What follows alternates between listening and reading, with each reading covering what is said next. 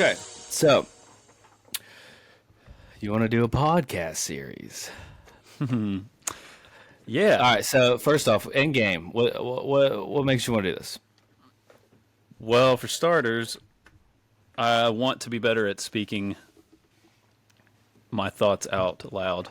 So, and I think that doing it in front of a mic and on video and recordings, knowing that I'm being recorded, knowing that somebody on the other end is listening to it while I'm speaking, is just a skill set to have, especially as we continue to our society continues to go towards that platform and towards those types of things. I want to be able to voice what's going on in my head on different Yeah. topics and different things. And Yes. so it's just a skill that's it'd be like if you said, hey, I want to learn how to be okay at basketball. It's like, well, you got to go play. It's Yeah, you got to just, start somewhere. it's like, all right, well, let's learn the fundamentals. Like, what's the platform that you're supposed to use? How do you make sure that you're not stuttering over your words and speaking it really fast because you're being recorded? Like, actually think through what you're going to say before you say it. Yeah. So that's my end goal. I want hobbies. Nice. Okay, cool. I love that. All right. So short term, here's what I'm thinking. I have been trying to do a podcast. I guess more thinking about it, but the fear of it takes consistent time. Like you have to be consistent about it. One. And then two, you got to have your outline. Like what do you want it to be about? What do you want like the flow to be, the feel to be kind of thing. Like I've told you, the After Hours podcast, that's definitely something that was just the first idea that came to mind. You're kind of lagging or you're frozen. I know you're good now.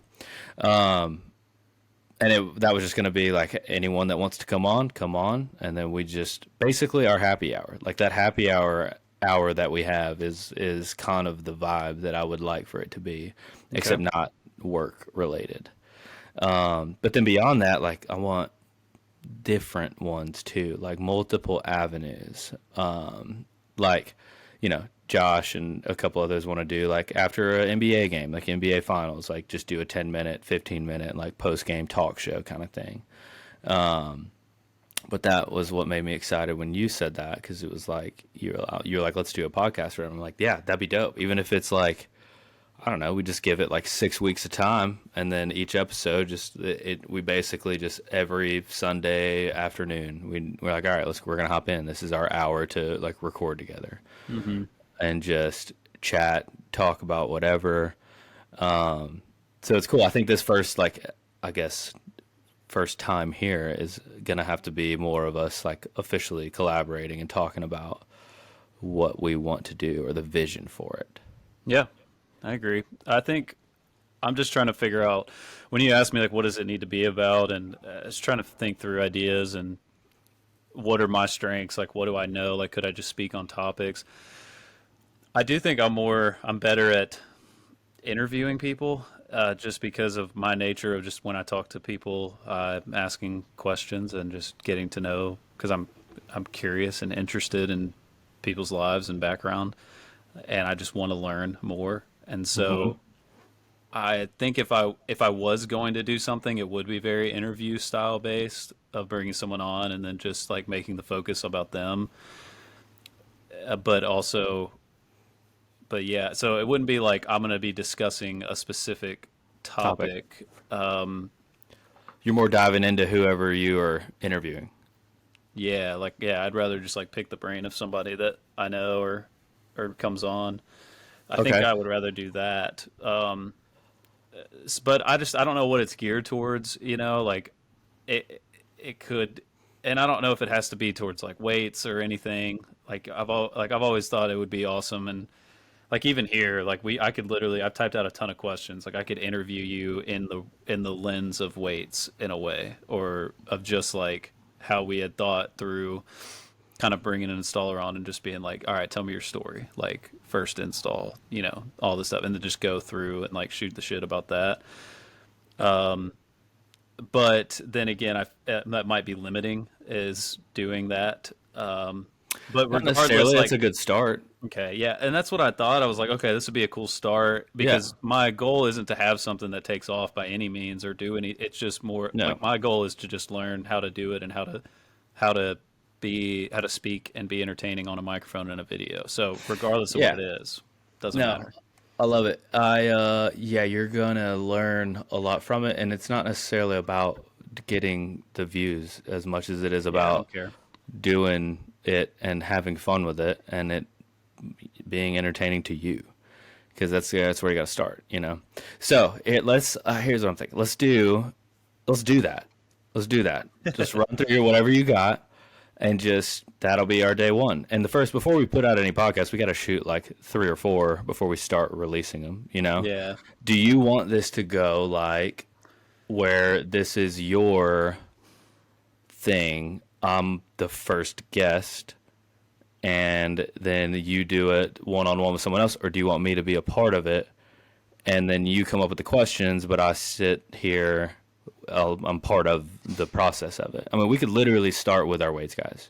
Yeah, and I think I mean, that's one thing. It's like it could go either way. Like I don't mind one way or the other, because it's just two different things. Whether that's like it doesn't have to be mine. Like I think it would be more fun for you to be involved with it, just because you would add like some of that banter. It'd be almost like it'd be like the way that I envision it is you and me talking, shooting the breeze, and then almost similar to an NBA commentary or sports commentary where like somebody's actually discussing the play-by-play, so interview questions, and then somebody's the color commentary. And I think you would do a really good job at just adding that ad lib and laughter and kind of the more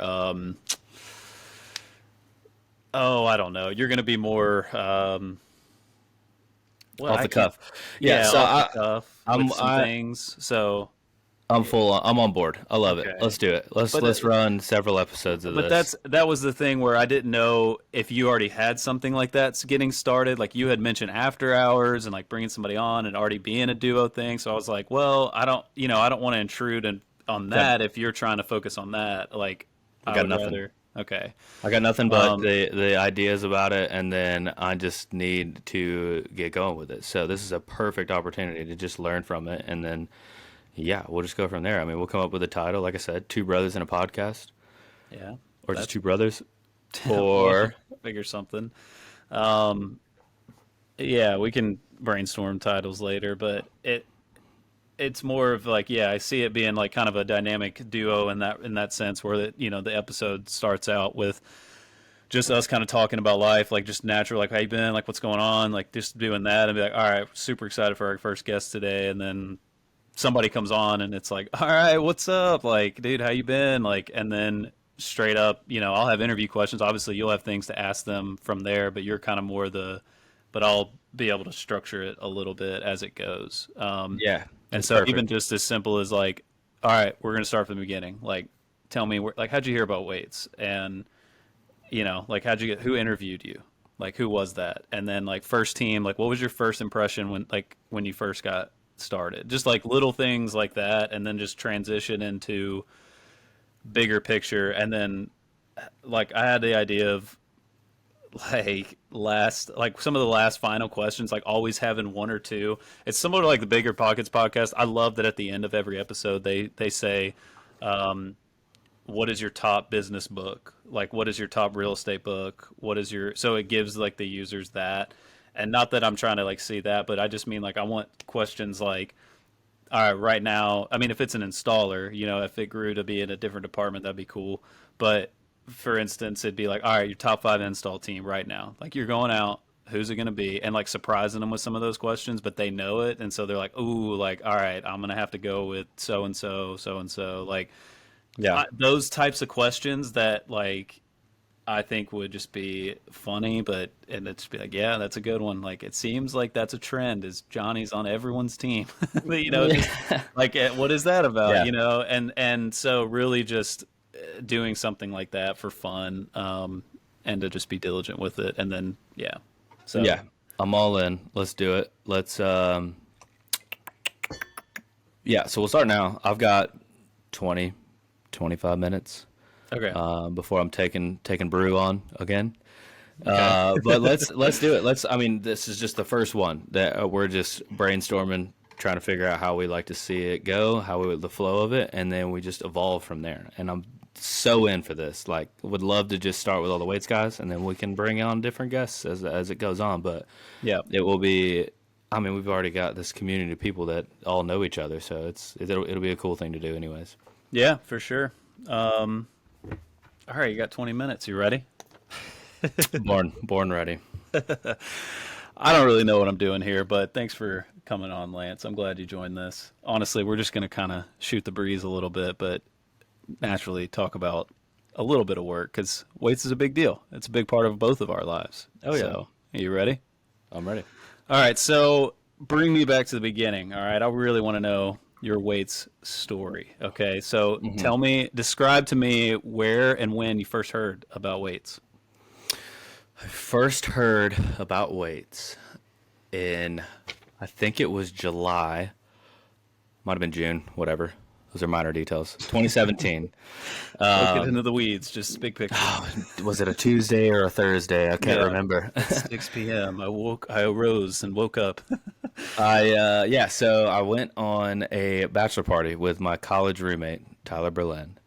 And he had mutual friends from his high school in Nashville, Brentwood Academy. One of them that was on this trip was the husband of the daughter of Andrew Waits. So, son-in-law to Andrew Waits. Mm-hmm. And for those listening, Andrew Waits is... Who is Andrew Waits? Owner of the company. Okay.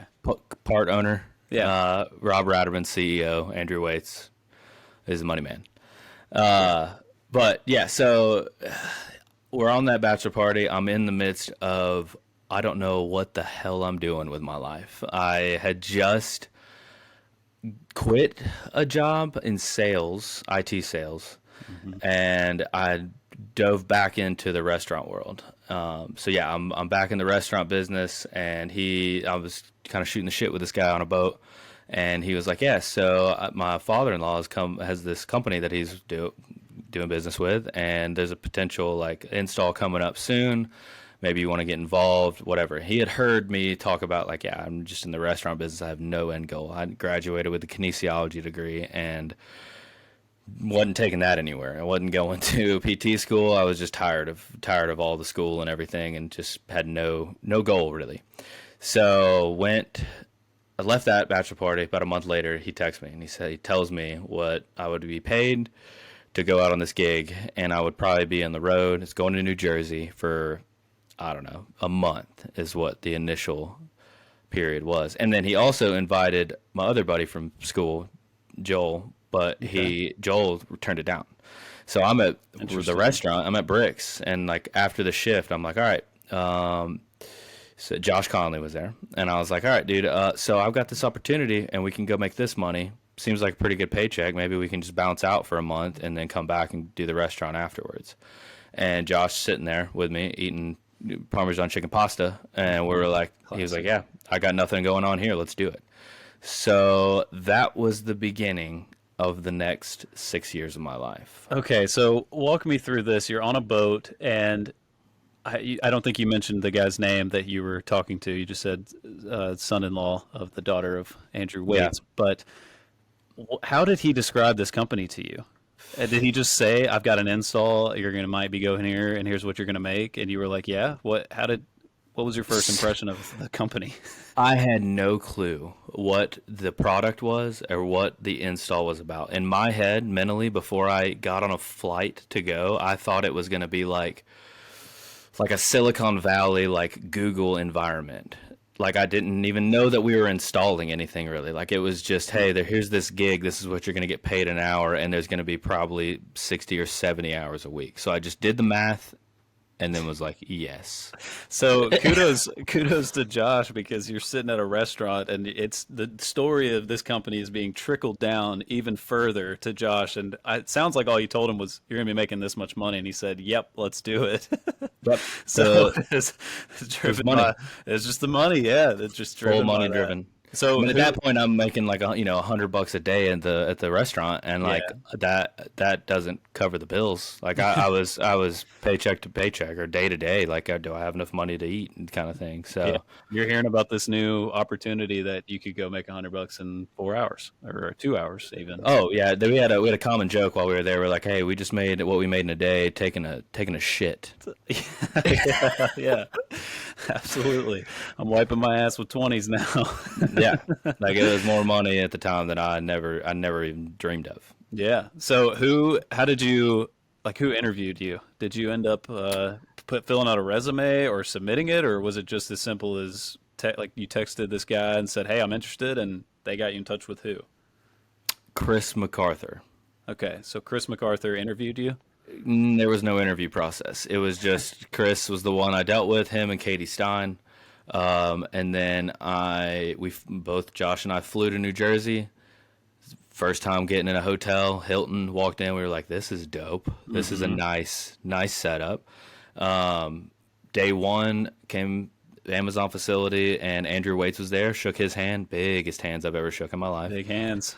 Kind of explained the gig, and yeah, I mean, we just hit the ground running from there. But I mean, the only other face that was probably an important face was James. James was the lead. James Campbell Okay. was the lead of that site. Yeah. Um, And so, walk me back to that. Go back to the hotel room when you and Josh got there. Wasn't it true that you thought that y'all were gonna have to bunk up? yep, I thought we both have same hotel room. We had no idea. We literally got Yeah. there and then checked in, and they were like, "Oh, here's your room," and then it was, "Here's your room."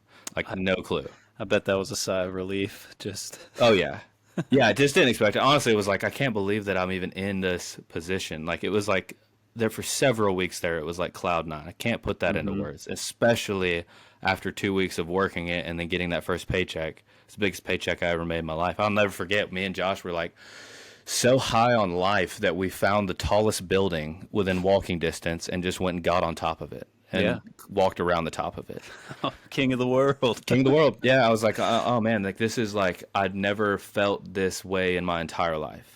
I remember calling Keith Ernest. I was like, hey dude, like this is crazy. Like I'm doing this in my life now, and like I don't even know how I got here. It was Yeah. just like the cards fell into place. What was that shift like day one? I mean, was it just how long was it? It was at an Amazon site, and you walk in. Are y'all even in uniform? Like, are y'all even matching? Yeah, we so the first day we had a meeting at the hotel, and that was James and Eric Stein, and they were kind of going over the product and what we're doing. And they gave us, just normal high vis vests, nothing really weights related. We go in, and man, the first shift, that's crazy to think about. I remember standing around. Jason was there too, and a team of us, and then James being like, "All right, who wants to install the first sensor?"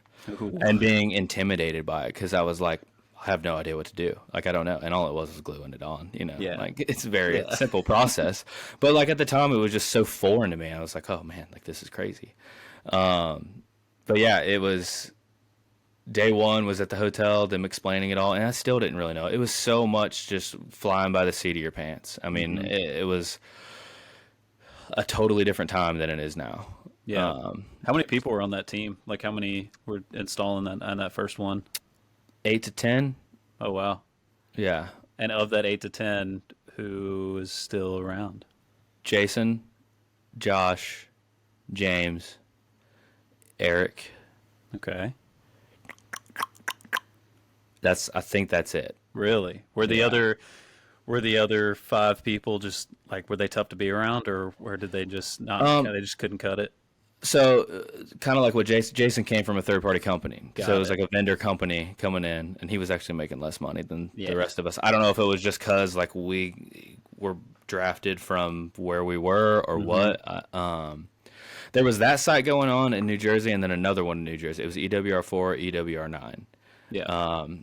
EWR9 had most of the guys that Andrew Waite's son-in-law had promoted or like given the job to, and then we had like the vendor company Yeah. and installing at EWR4. Yeah. So you have like that's 6 years of your life right there. Yeah, I mean, ever since then, we literally came back. All right, that gig took, so we were there for 4 or 5 weeks. And then while we were there, they were like, How all many right, so sensors? Hold on. How many sensors was 4 to 5 weeks? 3,000, I think. It Wow. was So it right was, around there. dang. Yeah. And this was the time, this was before we even knew about cable management and doing Yeah. coils up to the node and stuff. Like, I remember the day that we were just trying to figure out how this would look okay. And like, it Hmm. was just so, I don't know, it was just a rat's nest sometimes. But yeah, Hmm. so while we were there, this is the coolest part about it too. So we got our first paycheck, second paycheck. I've made more money than I've ever made in my life. And they're like, all right, we have a site in Sacramento. Can y'all just go straight there? And we were like, California? Are Are you you kidding me? Yeah. Absolutely. So yeah, we agreed to go, and then went out to yeah, Sacramento SMF1, and it was just us two, and then one other guy that was at the original New Jersey site. His name was Kenny. He pitched baseball at Florida State, and he was the lead of that project for me and Josh. Hmm. The guy was the worst. The guy was horrible to work with. Horrible, horrible management, horrible leading style. Yeah, yeah, we learned a lot there too. And I remember vividly messaging Chris while I was there too. We had a moment where we were waiting on inventory. It was just a new company. Like, and there was Yeah. so many hiccups, so many learning, like just learning to how to troubleshoot stuff. Like, this is before anything worked. So there was a lot of sitting around waiting.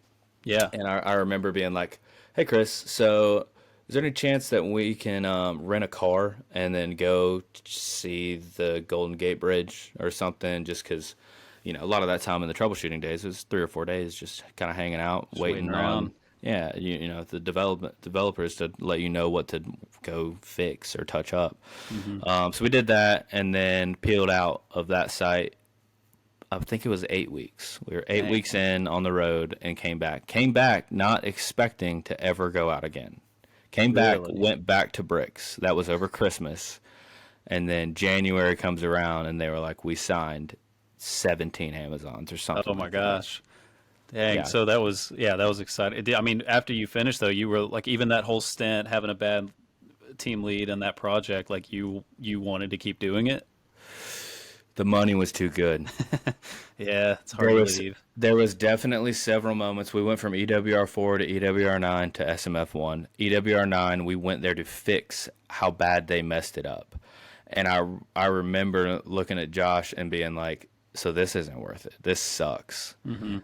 And yeah, the money drove me at that time. The money was what was like, all right, well, and the adventure. Like, I Yeah. was I was getting to go to new cities. I think I went to DFW, like I went to Dallas not too long after. So like, it wasn't, the money was great, and that definitely like kept me there because it was way more than I was making in the restaurant. But like, Hmm. it was the adventure that really drove me to be like, so I have to do this. Like, Yeah. I have an opportunity to go to this new city that I've never heard of, and like, I mean, yeah, changing point of my entire life, how I approach everything. Like, I got to see a lot of the world that I never thought I would get to see. Hmm. And then when you went back out and they said we got 17 more cities, did you try to set some parameters for yourself, like with them, say I can't go more than 4 weeks, I need a break, like that kind of, or was that not even established until way later? That was way later. Okay. I definitely, that was hard. I've honestly, like, it was so long ago too. I forget those feelings going through that. But I was dating Emily at the time too. But I would have to be like, so I got to go again, Hmm. and there was no end really. I think I was like, I'll go for this long, and it was about 3 or 4 weeks. So I think that's kind of the beginning of like how we decided, like, 3 weeks on, 1 week off kind of scheduling process. Hmm. At the time though, we were working Sundays too. We were working 7 days a week when we were out. So like, burnout was a real thing. Yep. And there was a couple sites I went to after that where I was like, "Hey, I'm ready to go home," and that's like kind of how that worked with this. We didn't have a scheduler at the time. I mean, it was Katie and Chris, and they Yeah. just were, Just said this is the next one. Let's just do it. yep, just go. So I think I mentally was like, I'm gonna go and at least get 2 paychecks, which actually at Hmm. the time we were getting paid every Friday. Oh, it was So weekly because it was contract work. Yeah. Yeah, yeah, that's nice because every Friday is like a good day, and then oh yeah, Saturday is like, all right, it's the weekend. Like we just got yeah. paid yesterday. Man, that would be. Yeah. would be ideal. Yeah. Maybe we Yeah. should go back to weekly paychecks. Maybe that'll help. True. It could. Yeah. It could. Yeah. Don't go back to 7 days a week though. That was Oh, not yikes. not cool. I remember you saying that that was a stint. How long did that last? Mm, 6 months, What? a year. I mean, it was good money. I mean, like you Yeah, I can't bet. complain about that. But Definitely I don't getting know. 80 hours for sure. I was like, oh yeah, 80 every time. 70, yeah, 80. Wow. And I don't know. That was kind of when I realized that like it's.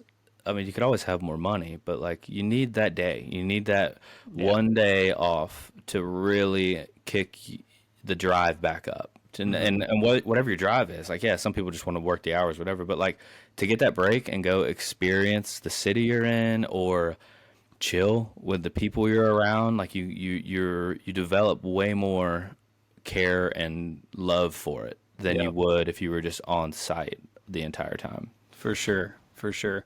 So we're going to transition now into, I want to get into, especially since we're kind of running out of time here, I want to get into more of the lifestyle. Okay. So working 10, 12-hour days, even if that shift is 4:30 a.m., ends at 2:30 in the afternoon, what is your go-to perfect afternoon after Ooh, work? go to perfect afternoon. End at 2:30. What do you At the want to do? time, or No, just now, whenever. Like when you look at a 6 day a week Amazon site, I'm working, I'm going to get 55, 60 hours. Shift is 4:30 a.m. to 2:30 p.m. What's your perfect afternoon after work? come back, shower, pour a drink, uh, think about food. But it really just turned into hanging out with the crew. Hanging out, like I mean, at the time, at the beginning, it was Hmm. me and Josh would be like, all right, like I said, when we got that pit, we just would walk around. Like at the time, we didn't have rentals, so we would just be like, all right, what's near here that we could go, just hang out, check out, whatever.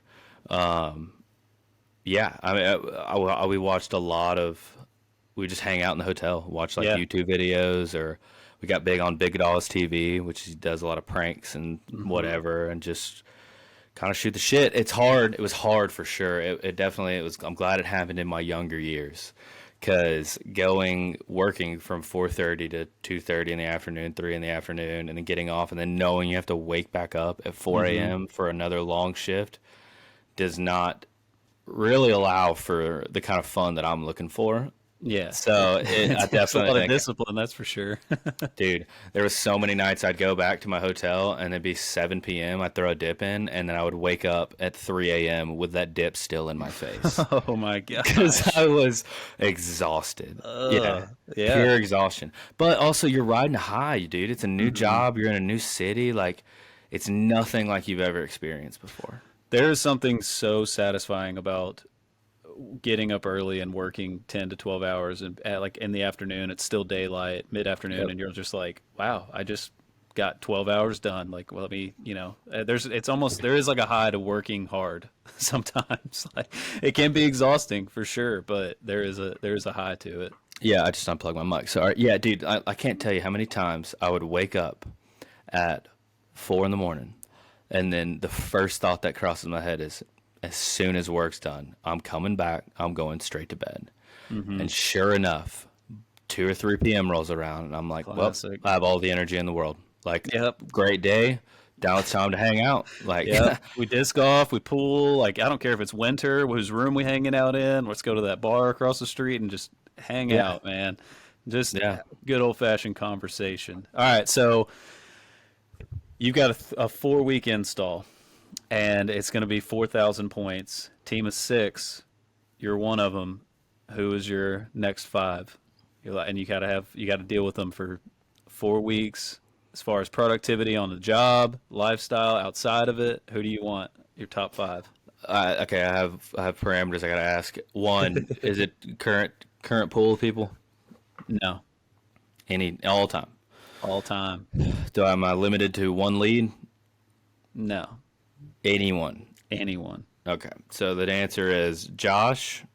I mean, I'm giving you five. Yeah, I'm the sixth. So yeah. You're Josh, six. Keegan, Trevor, Allie, and you. That's a good 5. That's a good 6. Heck yeah. Yep. That's great. And then, all right, let's lead into our last couple questions here. This is just for weights in general, as other people outside of this is. All right, here we go. If you could work in any other department for a day, what would it be? And why? Ooh. Sales. Sales. Okay. Yeah. Do you have a specific salesman you'd want to work with, or just any of them? I want to hear being on their conversations. No, I don't know the sales people that well.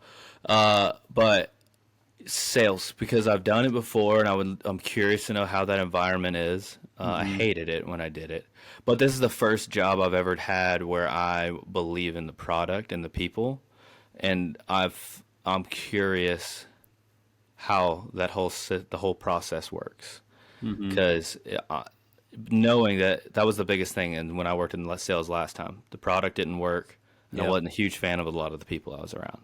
Yep. Now I know both of those are successful. So I would love to see that environment. Yeah, it makes sales a lot easier when you really understand and know the product and you see the benefits of it and the value that it brings to people and all Yeah. that. You definitely have more of a passion for it when in that situation. All right, last final question. What's one thing you wish other departments would know that they may not know already? Caught me off guard with that one. What do you want them to know? Probably end the so quote that rests in my head all the time is, "You're here for a good time and not a long time." And if you can make that your daily goal, it'll just trickle into the success and care and want and for pretty much anything you do. Just have fun with it. Don't worry about the little things. Yeah, love it. All right, ladies and gentlemen, you heard it here first. The Chief of Culture, Lance Runion. Thanks for coming on today. Yes, sir.